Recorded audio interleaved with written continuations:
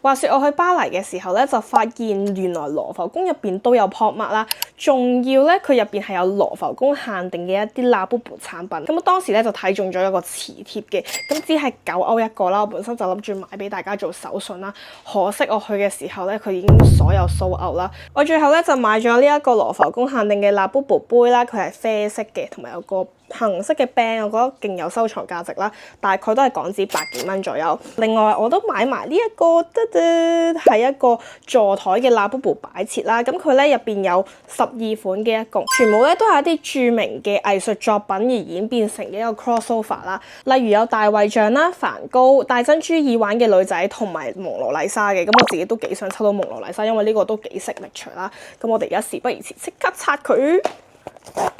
我已經做咗好多心理建設啦。我買嘅時候咧就係咁喺度搖啦，我就 feel 到呢一個咧係有啲聲喺入邊嘅。咁我就懷疑咧係蒙羅麗莎嗰張凳啦，咁所以就揀咗呢一盒。唔知會唔會真係測到蒙羅麗莎咧？好緊張啊！因為我已經冇得再翻轉頭，我冇理由再飛翻去巴黎買噶啦。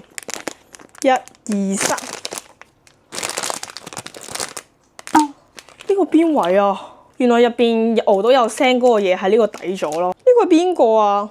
我抽到呢個款咧就係 Little Dancer， 組裝完就係咁樣噶啦。雖然佢唔係我想抽到嗰個款啦，咁但係咧其實佢都幾 Q 咯。佢係一個黑色窿咗嘅Labubu，然後着住條芭蕾舞裙咯。